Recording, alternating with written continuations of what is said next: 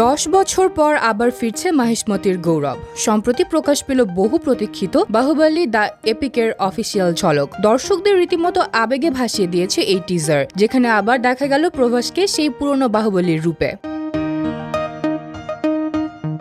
2015 সালে মুক্তি পেয়েছিল বাহুবলী দ্য বিগিনিং, আর 2017-তে এসেছিল দ্বিতীয় কিস্তি বাহুবলী দ্য কনক্লুশন। দুটি ছবি বক্স অফিসে বিপুল সাফল্য পেয়েছিল। প্রথমটি আয় করেছিল 650 কোটি টাকা, আর দ্বিতীয়টি রেকর্ড গড়েছিল 1788 কোটি টাকার ব্যবসা। তাই তৃতীয় কিস্তি ঘিরে দর্শকদের প্রত্যাশা এখন আকাশছোঁয়া।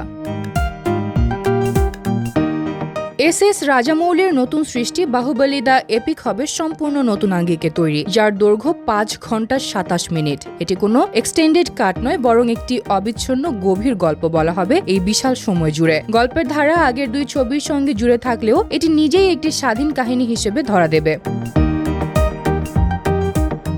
ভক্তদের মতে এতদিন পর প্রভাসকে বাহুবলীর চরিত্রে দেখার আনন্দই আলাদা। টিজার প্রকাশের পর থেকেই সামাজিক মাধ্যমে উন্মাদনা তুঙ্গে। জানা যাচ্ছে 2025 সালের 31 অক্টোবর মুক্তি পাবে এই মহাকাব্যিক চলচ্চিত্র। বাহুবলী সিরিজের ভক্তদের জন্য এ যেন এক স্বপ্ন পূরণের অপেক্ষা।